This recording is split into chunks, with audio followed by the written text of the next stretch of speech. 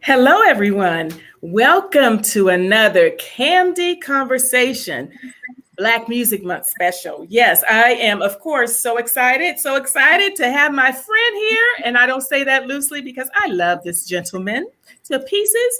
He joined us last year for Black Music Month, and he's back and he's a wealth of knowledge. So I'm so happy he's here and we're going to have a good time. Before I do my formal introductions, for those of you that are joining us, please click on the StreamYard link so we can see your name and make sure you say hello to us and let us know where you're tuning in from. Thank you so much for joining us. And let me introduce you to my very special guest, Mr. Tyrone Dubose. He is an author, he is a voice artist, he's a TV contributor for our fans of Unsung people joining us. You've seen him on Unsung many times, and he is an award winner. I say that not to say that's the least because I said it last, but he is definitely an award winner. We're going to talk about those awards. So please help me welcome Mr. Tyrone Dubose. Yay! Greetings and salutations. Thank you so much for having me here. I want to say a special hello to your mom, Miss Lenora. I hope you're watching. Hope everything's well with her. Whatever she wants, make sure she gets it.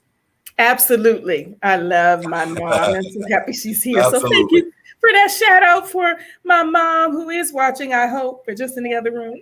So thank you, Tyrone. You are so special to me. I had such a good time last year. I can't believe it's been a year. Can you believe that? It's been a year. I know. It seems kind of weird. I showed you the paper that when I was on last year and I just left it up and here it is a year later and here we are. Yeah, it's pretty cool. Yes. That means I'm always on your mind. You had it up for a whole year. That means I never left you too far. Absolutely.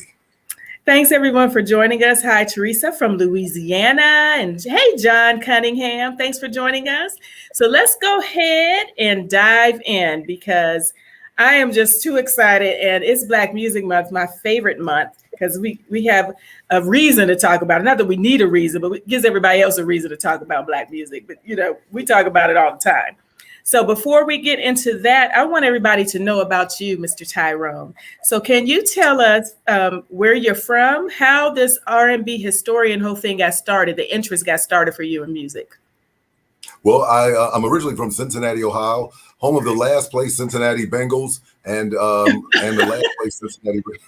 Just always want to get that out first when you're talking. You just let them know, they're in last place. So I get it. I recently got started with, I used to listen as a teenager in Cincinnati, Ohio to Casey Kasem's American Top 40. It used to be a big, it was really big for me because I not only listened to see where the song was in the countdown, but the fact that he was able to talk so much about the artist and he knew little tidbits of everything. And it was really, really a big deal for me. I actually loved that part of his show. And I remember being on the porch, no matter when it was, I wouldn't leave until I knew what the number one song was.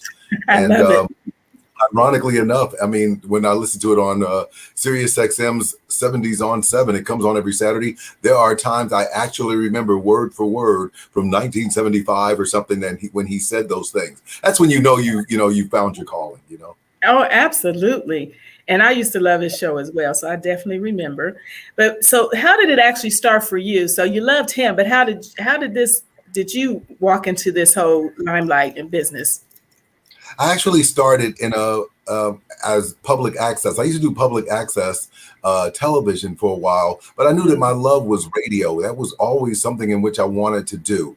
And as time went on, I was desperately looking for someone who would give someone like me a chance to be on the air. And I found a place that was 145 miles away from my home right now in Barstow, California. It's halfway to Vegas. And I would go to, and they gave me the opportunity of a lifetime, but they told me they would put me on with the least amount of pay and the cheapest, and the worst times. I was on from midnight to 6 every other weekend. So I had a full-time job. I drive, get up at 4 a.m, go to work, 3 hours on the freeway, and then I'd be on the air from midnight to 6 every other weekend for 6 years. Wow. And you had to drive with that too. So you said something, you knew you wanted to do radio versus television. What was it about radio that made you choose the radio over television? Well, part of it was the fact that I liked the history of the artist. I always thought that that was the part that always reeled people in. There were, we knew the glory, but we didn't know the story. And so I always believed that it was so important of being able to, let people know about their favorite artist to some degree. And I loved the countdown as well. Okay, wonderful. Okay. Hello, Keith Cobbins. People are saying hello to us. Tony Huff, hello. Thank you all for joining us. If you have any questions for our R&B historian, please post them in the chat, and I'll be sure and ask the question for you. Thank you. Okay, great. So you moved to California. You did that. So when did this R&B historian title come from? How did all that happen for you? Because I know it wasn't just, okay, you went there, boom, and all of a sudden you're the Tyrone. So how did that happen for you? Right. Well, as time went on, I went to a place that was here in Los Angeles where they had an event for people who were in radio. A gentleman, his name was Don Barrett. He walked over to me, and I'd spoken to him several times. He had this unique thing where he talked about radio people every day, and he had a column all the time, this blog, and everybody who was in radio would always look at this blog. And I developed a kinship with him, and as time went on, I got a chance to meet him. When I got the chance to meet him, he said, "So Tyrone, what do you do?" And I said, "Well, I do radio, I do television, I do voiceovers." But then he looked me in the face and said, "But what do you do?" And I didn't have an answer for him. And he said, "You don't know what you want." He said, "The next time someone asks you that question, you better have an answer." And, Tanya, I couldn't sleep for days because I knew he was right. And I had to make a decision. And it was about whether it was going to be for me the pop charts or the R&B charts. And one of the reasons for me, I had to make a distinction. Not that I didn't know the pop charts. I knew the pop charts actually better. But at some point, I felt like it may be smart for me to learn the R&B charts and the history of R&B. I knew the artist, but not to the depth in which I know it now.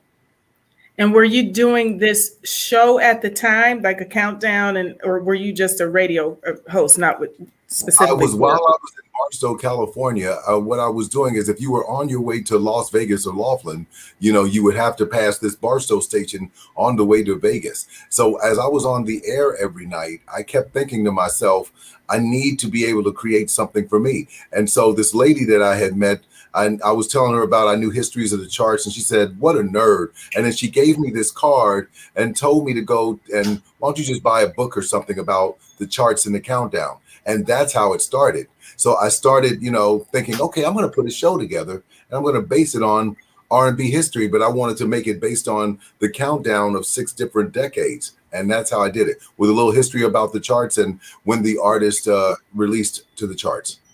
You said 6 decades? Which decades are we referring to? From the 60s, 70s, 80s, and 90s, because in my mind, usually those 4 decades are the ones that really encompassed R&B, and some of the early 2000s as well.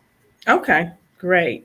And I guess that was a real short version of your story, Tyrone, of how you got to the present. We went a few years there. You covered a few years in a few minutes, literally. I went from an afro to a Jerry curl to a bald head.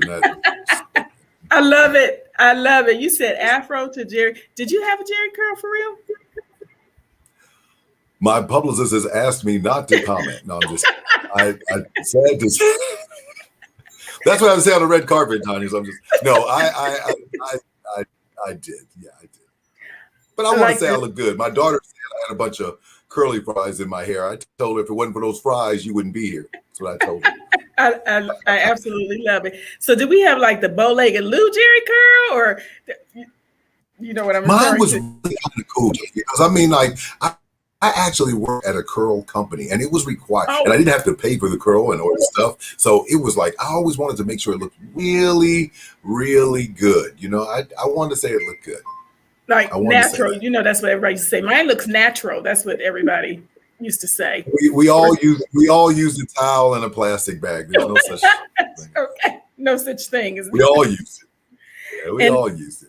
And Tyrone, that voice of yours, were you like born with that voice? I love your voice. Was that the voice you've always had, or did something happen? Yeah, as I told you earlier, I remember as time went on, my mother used to say to me, "Tyrone, that voice is going to make you a lot of money, or it's going to get you in a lot of trouble, young man." And I have, my friends, no comment on either.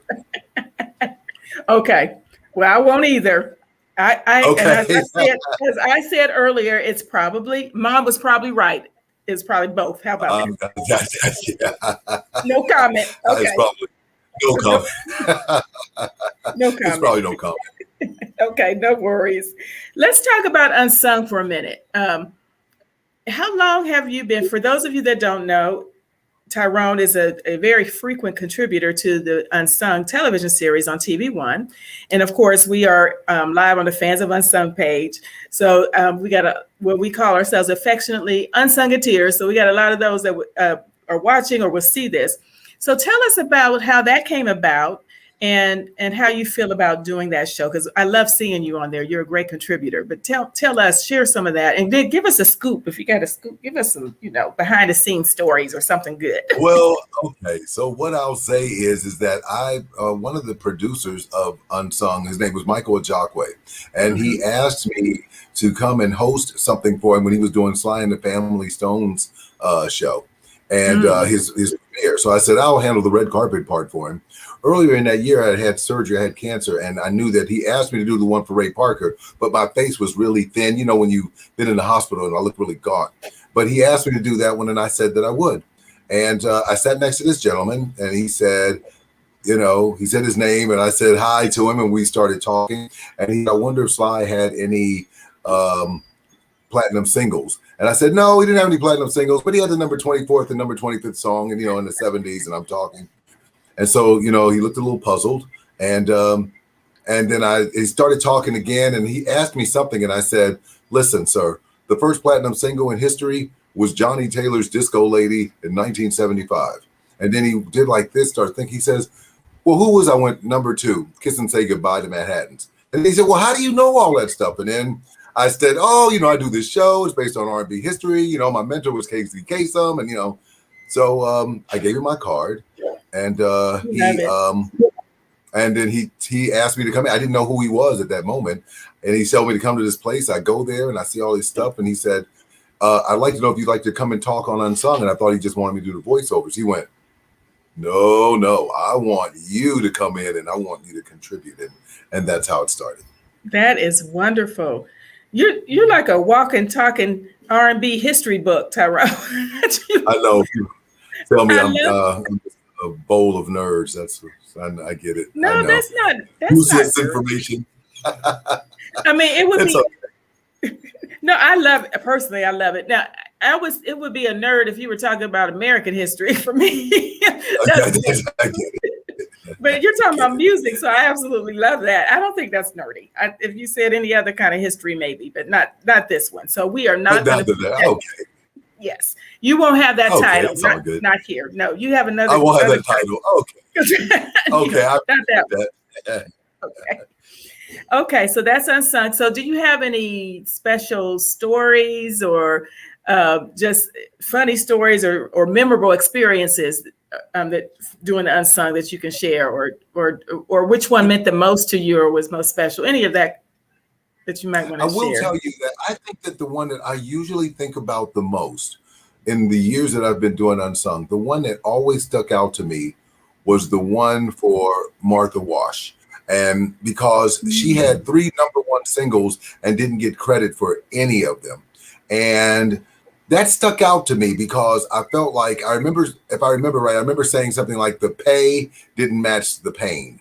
And the fact that she would see herself, her music on television, and part of the reason, and I was scared I remember being afraid to say, well, let's just be honest. The whole purpose of her, them not showing her was because of her weight. And I didn't want to say it. I was kind of scared because I didn't want to make it seem like I was, being disrespectful, because I really wasn't. But I remember that they said it and then she affirmed it. And so I felt a little relief, because when you're telling the stories of these people, you're telling the stories of their life. And I really try really hard to be as hypersensitive as I can to that. Understood. That's great. And we don't want to disrespect in any way. But that was the reality. No. Yeah. And I understand but it's reality. Yes. Right. I will say that there is And then another one that stands out for me, I cannot mention this person's name because he's well known, but I had to do their Unsung. There was a part of their Unsung that they had intentionally took out. When they asked them why didn't they want that in, they just said it was part of the past. And then they told them that if you want to be on Unsung, we're going to need to talk about that.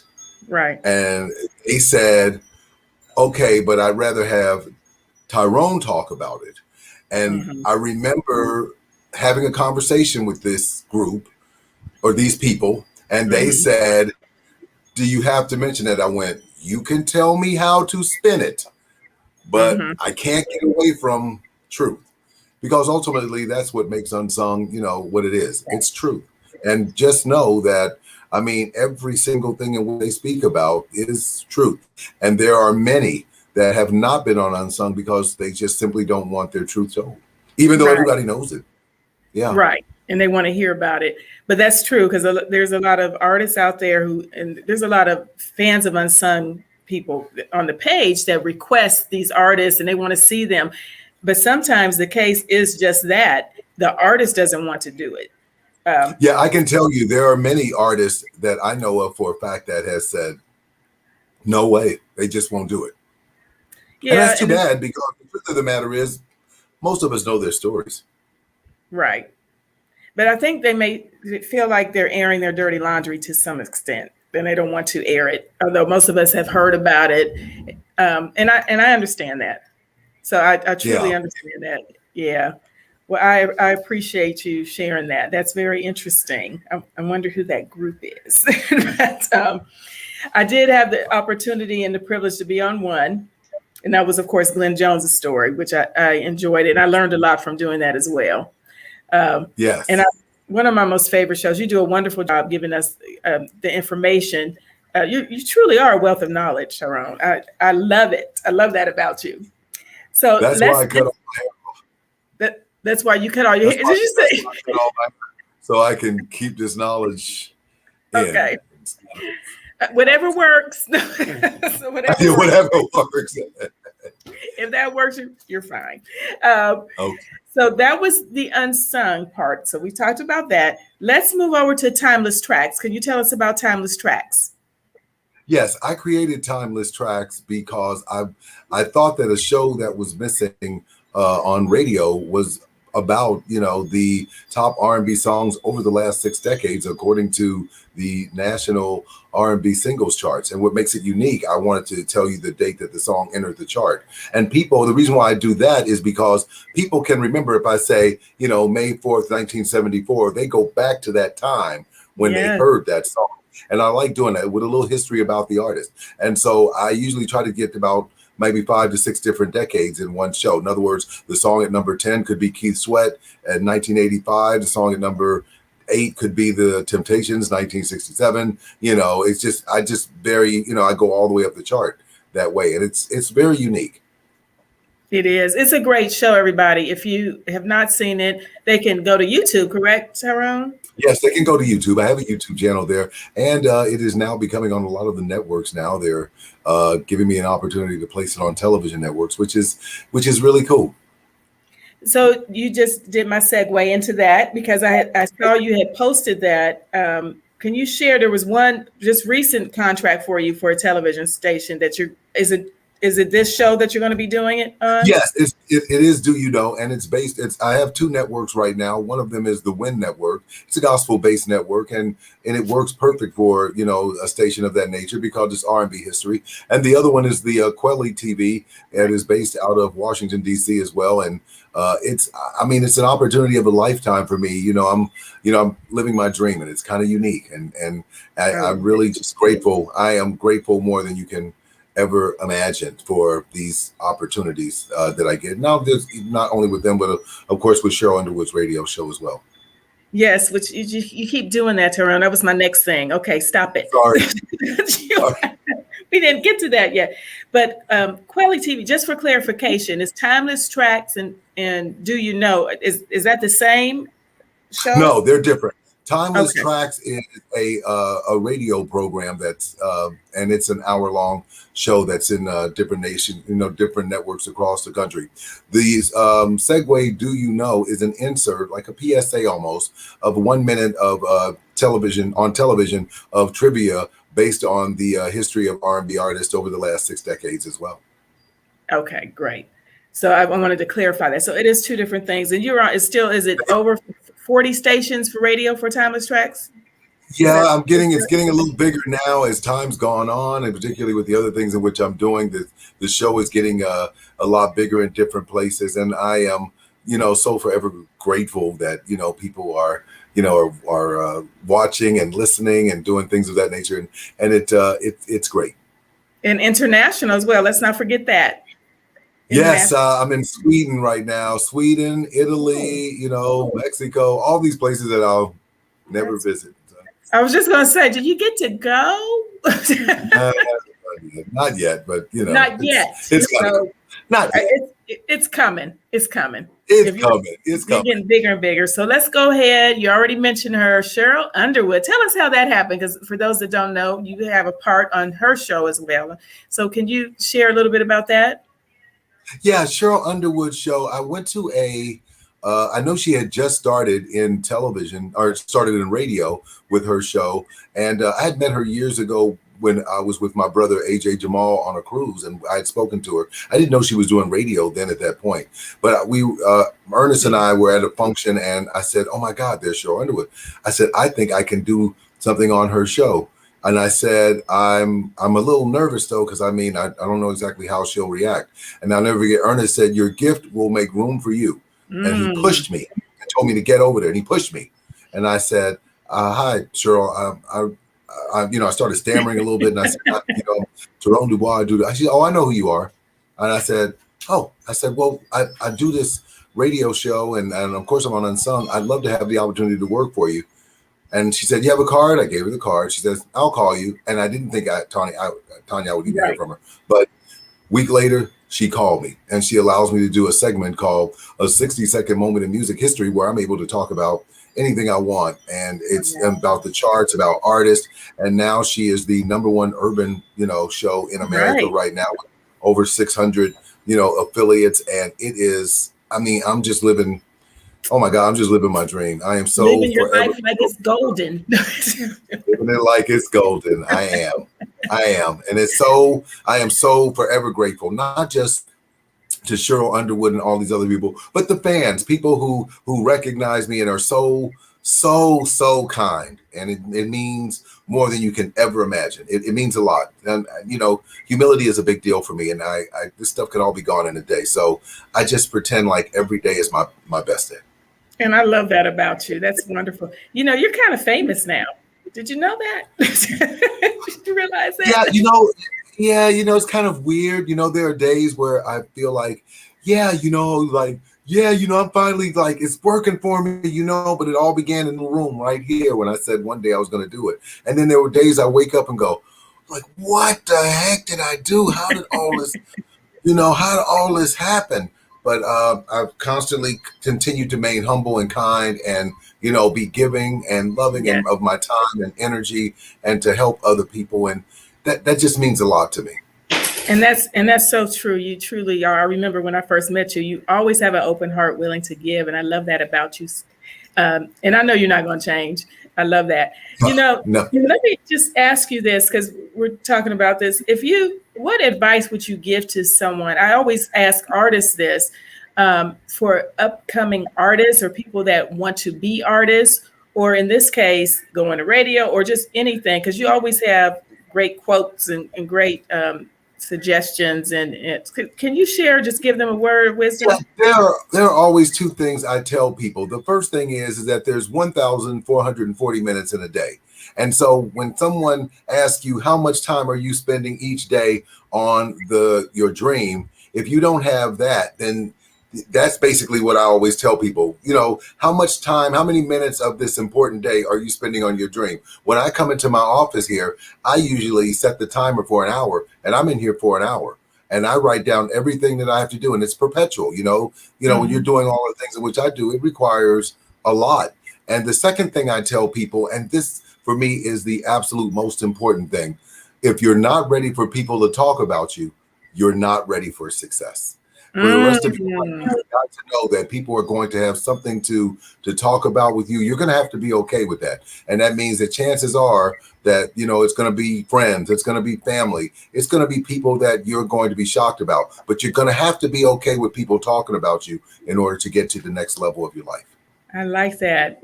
And that means the good, the bad, and the ugly, right? Yes, absolutely. Yes. Absolutely. You got to be okay with that, no matter what it is, and that's been a tough pill for me to swallow because, as things gotten bigger for me, somehow or another, people find out that, I've done something in 1985 or something. I don't know. It just, at some point, I just became okay with it. You have to be able to live your life like it belongs to you with some passion and drive and connect the dots in front of you, behind you, not in front of you. Yeah. Oh, I love that. That's some great advice. I read a quote, but you always have good quotes. But I read when I wrote this down because I'm gonna use it. I'm put it from you when I post it. But you said, and you can elaborate on this. You said, "Stop doing do-overs to people who treat you like a leftover." Woo, that was a word right there. Where was that coming? That was a life lesson for me, and I think part of that was because during this pandemic time, for a long time. For all of us, in fact, we've probably recognized that there were a lot of people in our lives that, interestingly enough, we thought they were certain people or certain things, and then all of a sudden we decide or we figure out that they weren't what we thought they were. And so what I began to realize, my life lesson was, when you're in the middle of television and radio and doing all of this stuff, what eventually happened is I recognized not who was here, but who wasn't. And it gave me a life lesson. And, constantly, in life, we find ourselves, justifying and defending. And at some point, I got to realize, there's over 300 million people in the United States, and I'm giving power to a few people here. So I just decided I wasn't going to do that anymore. And I was okay with it. Okay. Wonderful. Oh, Luther's here. Hello, Luther. Hey, Luther. We're so happy you're here. Yes, we love Luther, my partner in crime over on the Fans of Unsung page. So love Luther. This is the part I've been dying to get to. I want to talk about this book. For those of you that don't know, you better ask somebody. Number one book. Tyrone has a new book out, and I'll let you go ahead and say the name and what it's about, but y'all want to get it, and we're going to talk about it. Go ahead. I'll let you introduce it the way you would like to, Tyrone. Yeah, it's called The 4 Seasons of R&B, and it was based on my top 10 picks of each decade from the 60s, 70s, 80s, and 90s. And the reason why I call it The 4 Seasons is because basically that was R&B. It began, it ramped itself up from the 50s to the 60s. And after the 90s, it kind of tailed off, to some degree. It changed. So I called it These 4 Seasons. Okay. Now, and before I ask my questions about the book, I want you to touch on this, how music has changed in those 4 seasons, but from the 4 seasons to now. What do you think about music now? What we listen to, or what's on the radio, or what the people are listening to now versus those 4 seasons you spoke of? Tell me your thoughts on how it has transitioned. Is R&B totally gone now? What do you think about that? Well, what's interesting is in the 60s, I remember that we couldn't wait to watch Ed Sullivan, to see the Temptations or the Supremes or the Jackson 5 on television. Or in the 70s, we watched Soul Train. Or in the 80s, we watched different, videos. And in the 90s, we watched a lot of the same. The problem ultimately became that as music evolves, so do we.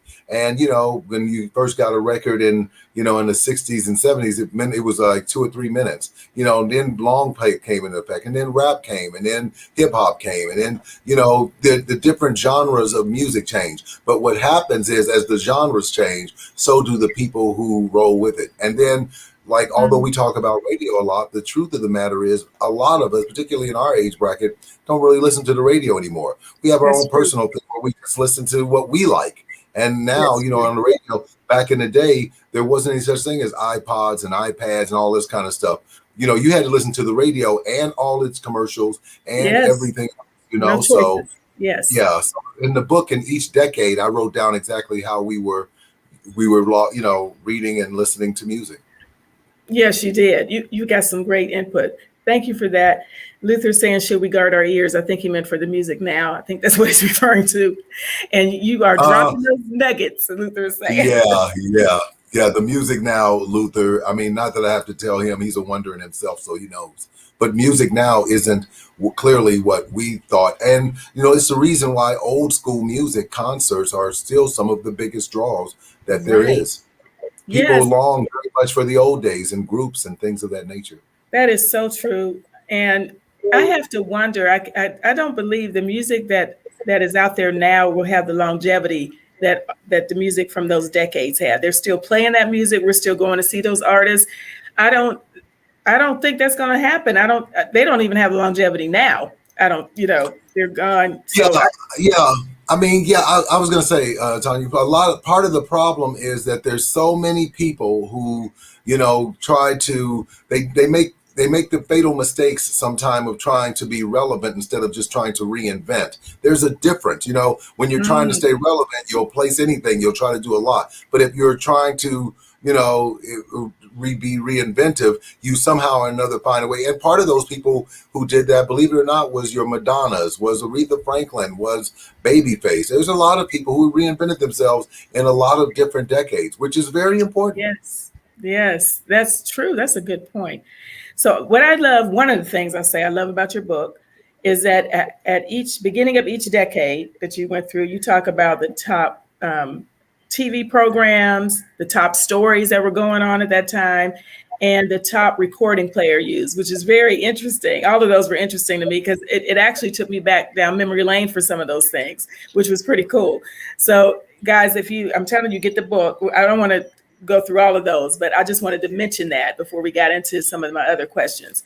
So I know one thing, you put what I call a disclaimer that everything is your opinion. It's based on facts and everything, but it's still Tyrone's opinion, who he chose for all of his top tens for all of these. So, and you're entitled to your opinion because it's your book. So I say that. So if people get mad because their artist wasn't the number one, I'm just saying. You would be amazed. And not only what's interesting is, of course, I've been doing this for quite some time. So I wanted to make it a point to say this was based on my opinion. But if you look at the national R&B charts, I'm not that far off. Right.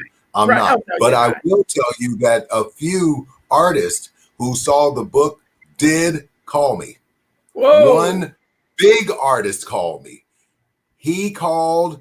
And he wasn't livid, but and all I'll say is I kept saying to him, the problem is that you couldn't, you were pop more than you were R&B. Remember, mine is based on the R&B charts. And he said, well, give me an example. I said, well, when you speak about Michael Jackson, he was the king of pop. Wasn't the king of R&B. And that's the difference. Oh, that's wow! You're getting phone calls. That's interesting. Oh, yeah. I got phone calls. My name. Oh, wow. Okay. I did get that. Calling you like, where's my name? Their artists are calling you like, how come I wasn't in your book? That's interesting. Yeah. But I did get a funny story though of the one-hit wonders of one of the particular decades. One guy called me and he said, don't forget me, man. And then when I said, he told me who he was, I checked and I went, oh my God. I had to put him in and I had to drop somebody else. And he said, hey, my other friend's going to call you. He's a one-hit wonder too. And when he called me, I went, oh my God. It was like, how could I have forgotten? So there were some things I forgot as well, so yeah, well, it was good. How did they know you were doing the book if they called you?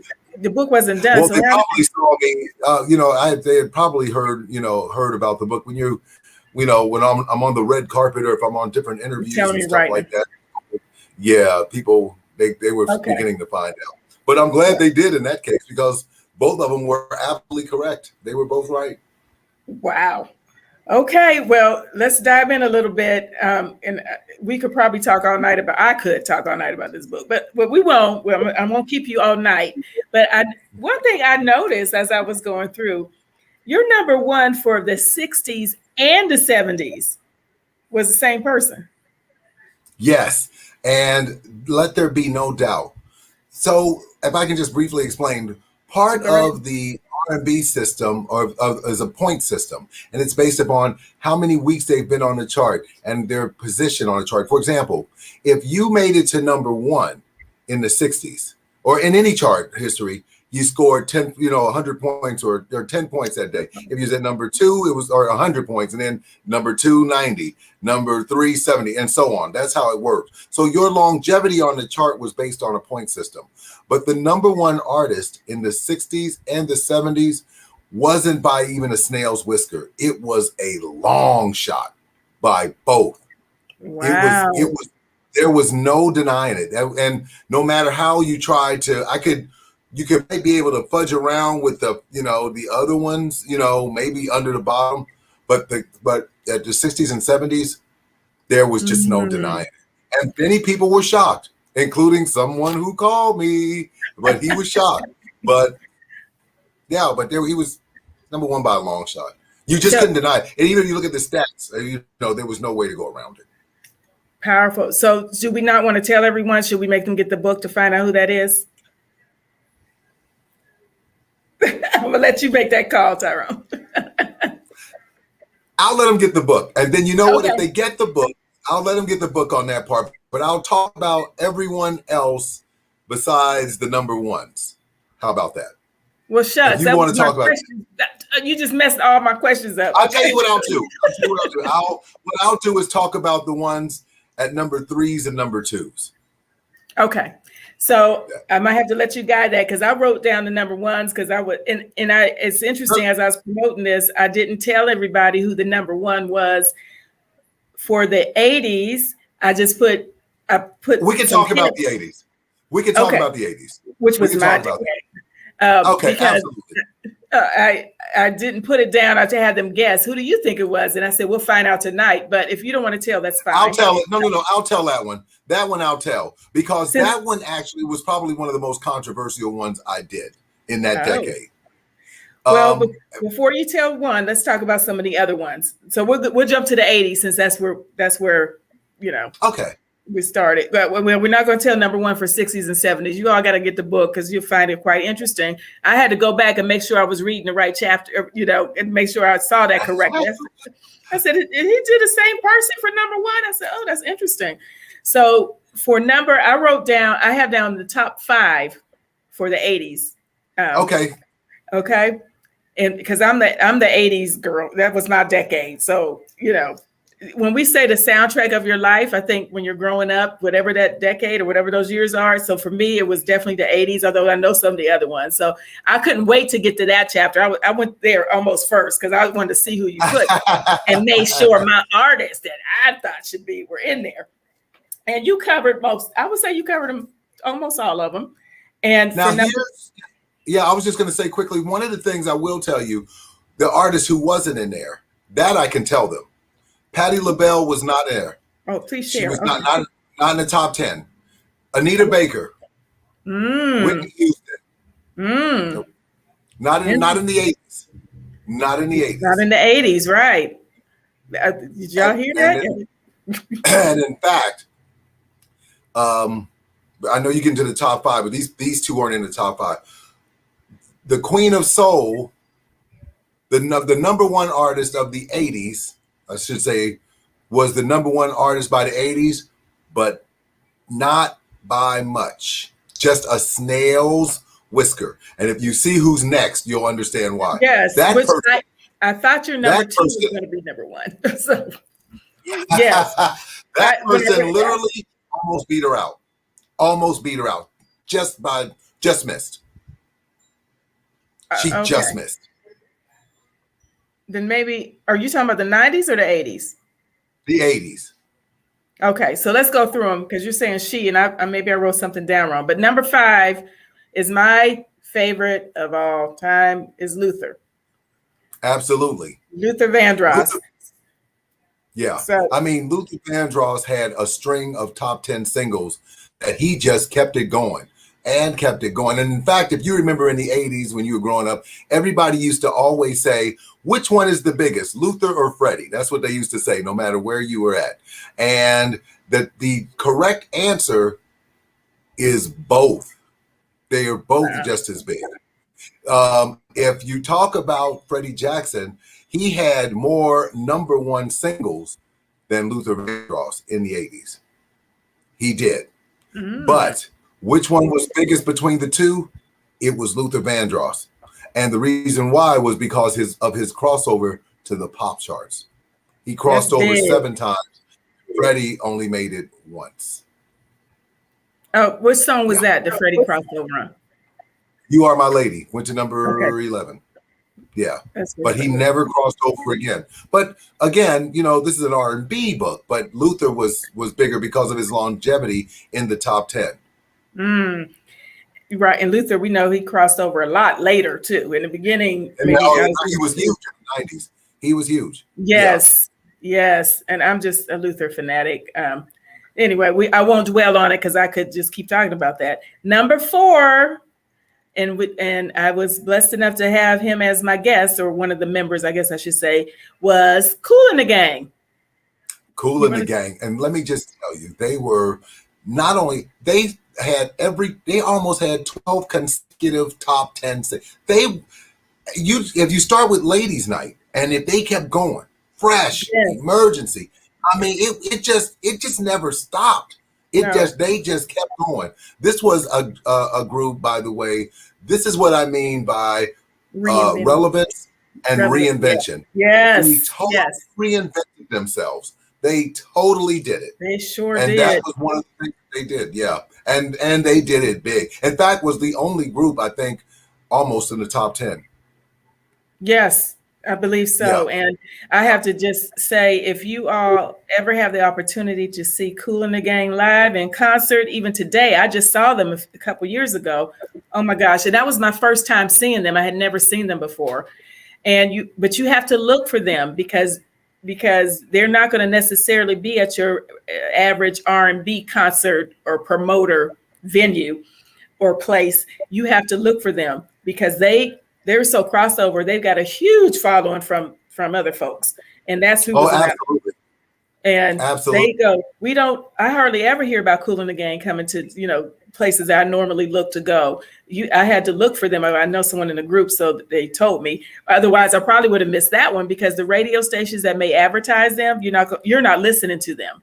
We're not listening to a lot of radio anyway. But those stations I don't listen to because they're not playing the music that I normally listen to. So know that. Right. But if I'm telling everyone who's listening and watching, if you ever have the chance, that concert right there, whoo, it's phenomenal. The musicianship, the talent. And they give you a show. They play everything. They don't hold back. We just kind of thought that perhaps we weren't going to hear things like Jungle Boogie because of in Hollywood Swinging because. Right. And because of the crowd that was there, we just figured out they're not going to know nothing about that. Well, they were jamming harder than I was to those songs. They know all the Kool and the Gang stuff. It was something to see. So that was my little plug for Kool and the Gang. I love them. And phenomenal show. Let me move on to number 3. Number 3. I don't know that I would have thought of Michael being number 3 to anything, but he was number 3 in this 80s countdown. And here's what's unique. That one, I have to be honest, I tossed and turned. But the truth of the matter is, between him and number 2, it was just hard to deny. Now, remember, Michael Jackson only had 3 albums in the 80s. And it was Off the Wall, Thriller, and Dangerous. And he was good, but the problem is the gaps. He had gaps in between his albums, and in between those albums, number 2 constantly just snuck in. Constantly. So let's go ahead and tell him who number 2 was, which was Stevie Wonder. Stevie Wonder. There was no listen. I could have taken it either way in that regard. But honestly, Stevie Wonder, not only was he big, he was gigantic. Starting in the early 80s from the Musicarium when he was doing Ribbon in the Sky and all of those things. And then, let's not forget, the guy had I Just Called to Say I Love You, and that was number 1, not just on the R&B chart, but the pop charts, and he won an Oscar. And so there was just no way around that with him. All the way, he was huge. And he had just as many number 1s as Michael Jackson. Were they tied? I think Michael Excuse me. beat him by one. I think. Wow. Okay. By one. Okay. Very interesting, because I really thought that's who was going to be number one. I thought Stevie was going to be number one. Yeah, many people would have thought that. I was kind of surprised. I'm like, well, who beat Stevie? Because nobody beat Stevie. So number one, everybody, drum roll for the 80s was, he just had a birthday. He's been all over the place. That's why I put that out there, was, of course, Prince. And yeah, I mean, yeah, Prince was number one.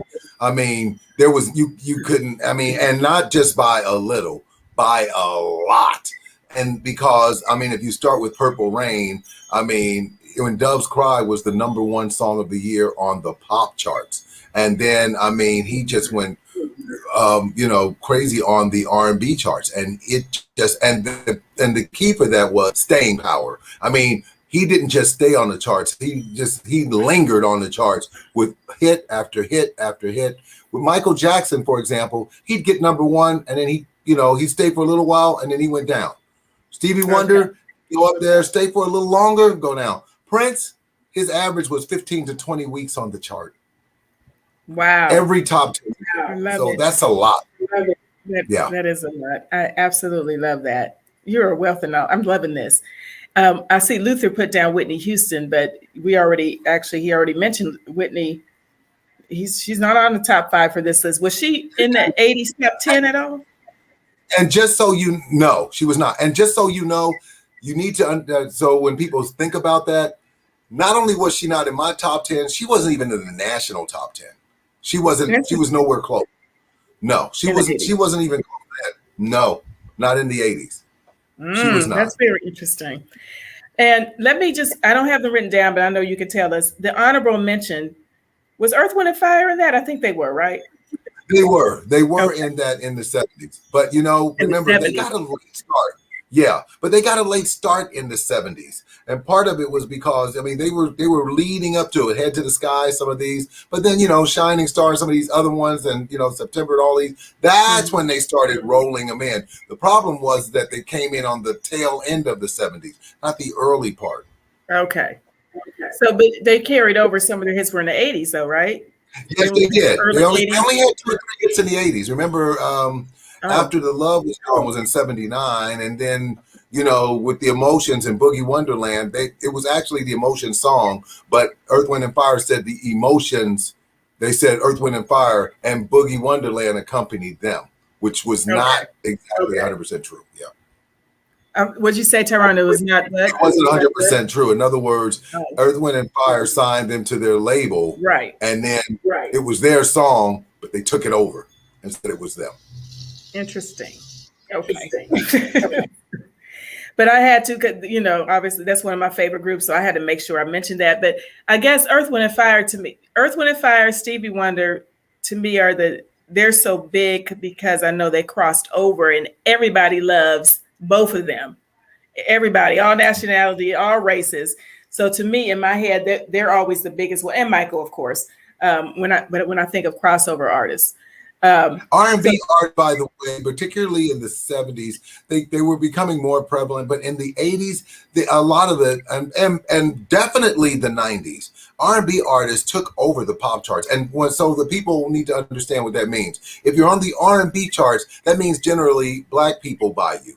But if you cross over to the pop charts, that means Black and white people are buying you. And that's where it makes all the difference. Yes. That's your superstars, right?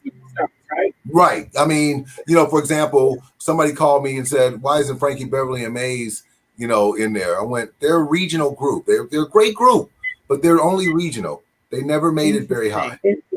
Yeah. Yeah, because they crossed out everywhere. Right. But remember, they're a niche group. I mean, and they're great, but they're not charted material, meaning that they did well on the R&B charts. Pop charts never made it, maybe once or twice. And that was in the low 30s and 40s. Okay. Interesting. So let's jump to the 90s a little bit because we only got a few minutes left. Oh, wow. That number one there, that's interesting. I'm going to start with 5. I'm gonna start with 5. Number 5 was Janet Jackson. Yeah. That's the Janet girl. Jackson was a powerhouse, and I mean, she could do no wrong.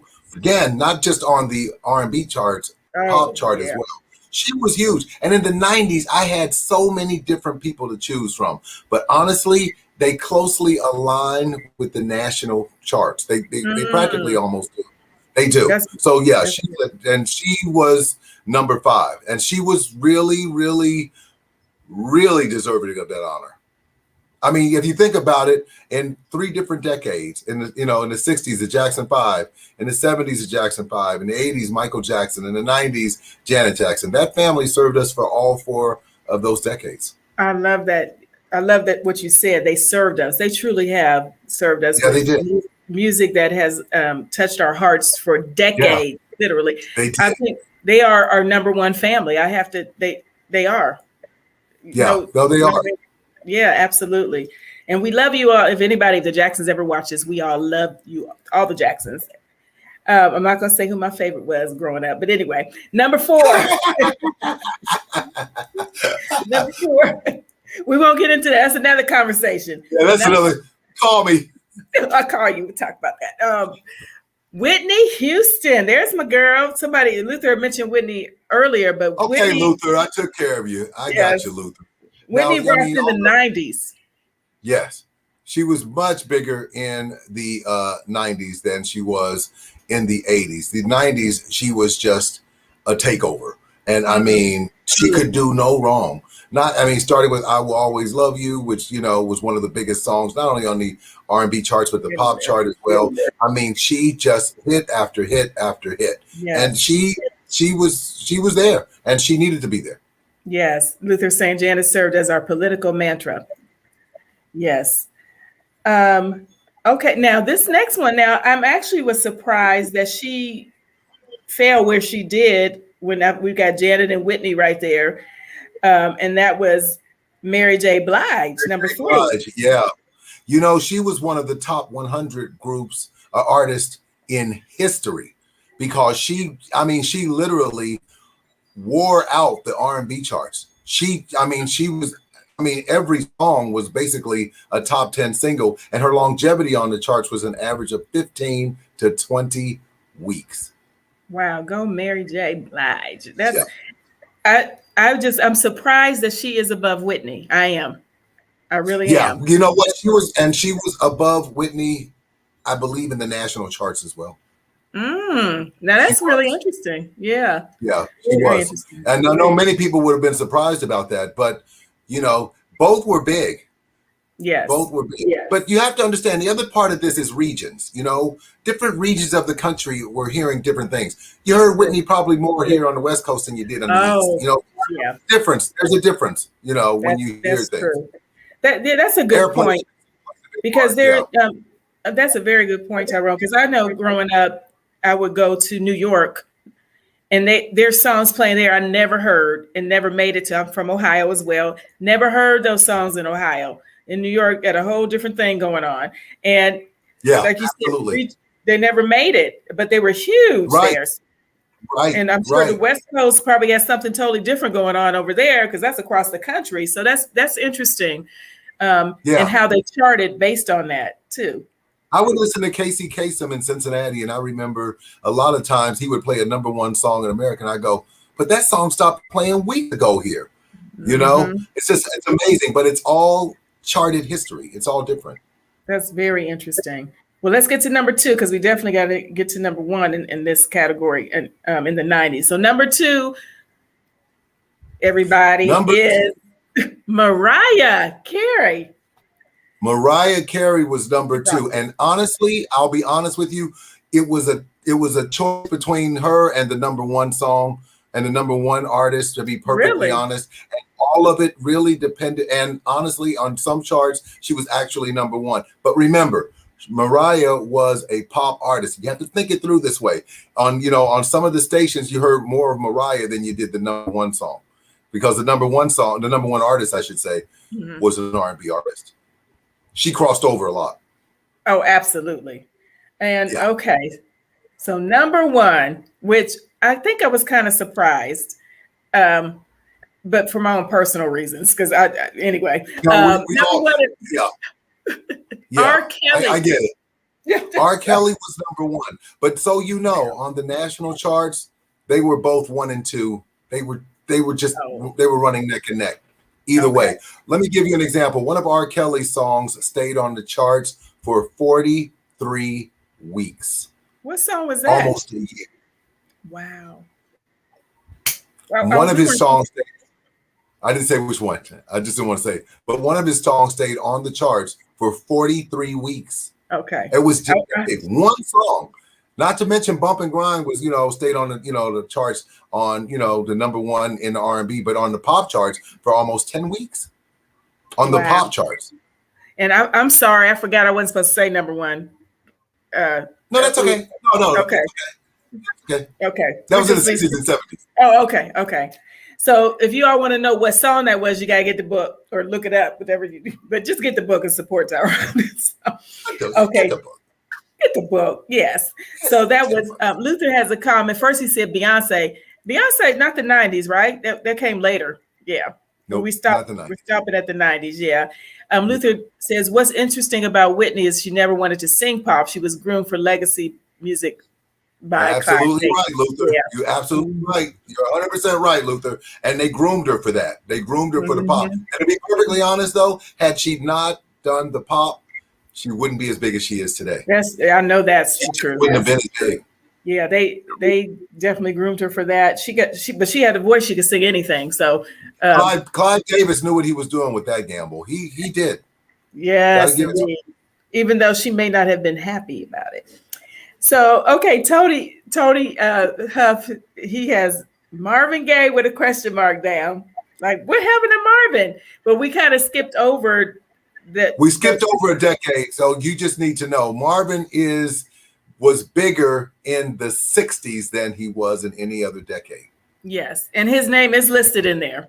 So Tony, yes, it is. Get the book, Tony, and you'll see. So yeah, definitely. Call me, Tony. That's my buddy, Tony. Tony's from Ohio as well. So now this is the fun part. We just got a few minutes, and I want to play this game with you right quick because I know it's going to be interesting. So I say the name of the artist. You tell us the first word or thing that pops to mind when I say the name. Al Green. Al Green. The number one thing about Al Green was the color of gold because practically every single he had was gold.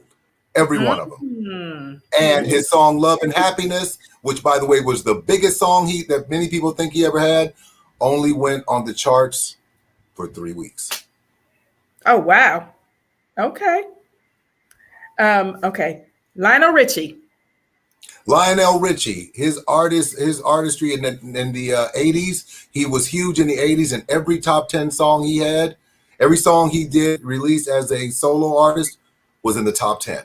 Every one of them. Wow. On the R&B chart. Every one of them.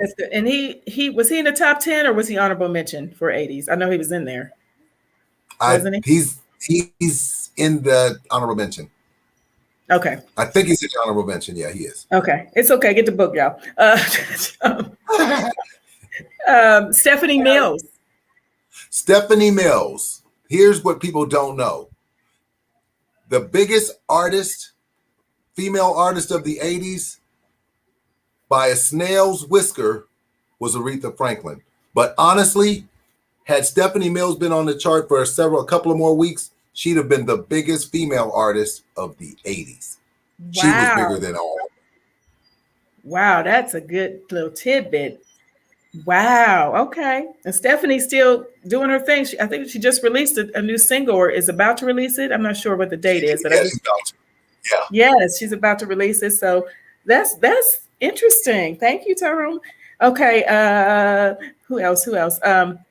Gladys Knight and the Pips. Gladys and the Pips. Here's what's interesting about Gladys Knight. They had their song Every Beat of My Heart. They released it, and then it's on a different label. And then 6 months later, they re-released it, went to number 1. Did it have to do with promoting and marketing? The first label? No, they just went to a different record label, re-released it, and the song went to number 1. Wow. Okay. Wow. Now this one I'm gonna throw you a little. This is different. This name I'm about to say. Okay.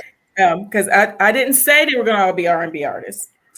So I'm gonna throw you this one. I know it's okay because you're a wealth of knowledge over there. So Elton John. Elton John. Oh my God.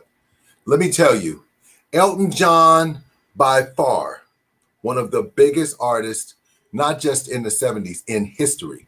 And everything he touched, from Goodbye Yellow Brick Road to that was his album when he had the double album, Funeral for a Friend and Benny and the Jets on it. Then he went to Philadelphia Freedom, and then Don't Go Breaking My Heart, #1 song in 1976. Yes, and he rolled. And so many people don't know this about Elton John, is that what was unique about Elton is that he was the real deal. He didn't look a superstar. He didn't pretend to be a superstar. This man didn't sing songs. He told stories. And I mean, by the way, the first album in history to go #1 the first week on the chart, Captain Fantastic and the Brown Dirt Cowboys, 1975. A couple other albums tried it after that, but then he turned around in 1977 and did it again with Rock of the Westies. I knew you would have some good stuff for that one. Thank you, Tyrone. I love it. I also do wedding, bar mitzvahs, quinceañera, Kwanzaa. I love it. Well, our time, believe it or not, is up. I could talk to you. We might have to do this like once a month or something, Tyrone, and give everybody a little something.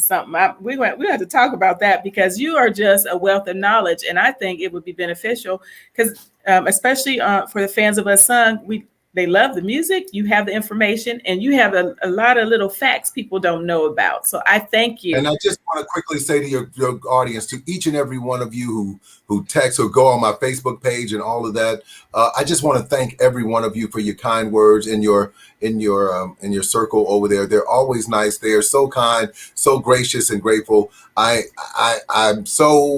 get kind of emotional just thinking about it, but I'm just so thankful to each and every one of you who treat me with such kindness, grace, and respect. It means more to me than you can ever know. I'm just somebody who's just living my dream, but I wouldn't have this dream without any of you. So from me to all of you, from the bottom of my heart, thank you so much. I love you all dearly. Thank you. And we love you back. And before we shut down, Tyrone, could you please tell everyone where they can follow you, find you, where they can purchase the book? Please give us all that information and I want everybody, please purchase Tyrone's book and support him. Okay, great. Yeah, the name of the book is The 4 Seasons of R&B. It's on Amazon, and it has went to #1, and in fact, it's making a resurgence back up to #1 on this, Black History, the Black Music Month, I should say, right now. And I made it a point to make sure for the people that I wasn't overcharging anybody. It's just these many. So just get the book. If you're a big Unsung fan or R&B fan, I'd love to hear your comments, and please get in touch with me. You can reach me at www.rnbhistorian.com.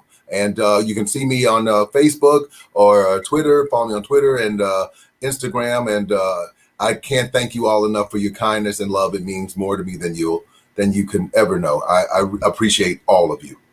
Thank you. And for those that are listening and not watching, that was $10. He put up his fingers. That was $10. $10. And give them the name of the book again, Tyrone. Once again, it's called The 4 Seasons of R&B, my top picks from the 60s to the 90s. And there's something there for everybody. If you're an R&B fan, you're going to want this book. And, it went to #1 for a reason. And I'd be honored, and I'd be absolutely honored to have you to buy the book. Great. And we're going to get it. Please support Tyrone, everyone. Tyrone, it is a pleasure, has been a pleasure, is always a pleasure speaking with you, talking with you, and just calling you my friend. I thank you for that because you're just awesome. I truly appreciate you and the time you spent this evening. Great tidbits. Everybody, please support Tyrone. Please follow me on my YouTube channel, Tanya Hawley-The KAMDI Group, and Facebook, and all those great things. And continue to watch all of the shows. We got a lot of great artists. Tyrone, were you about to say something? Did you want to say something else? I was just going to say bye, Miss Lenora. Okay, that's my mom, everybody, for those of you that missed that part. She's watching. Tyrone, thank you. Come back and see us soon. We're going to talk about that, what I said, okay? All right. My absolute honor. Thank you. Love and blessings to all of you. Thank you so very much. Thank you. Everybody have a great day, and we'll see you soon. Bye-bye.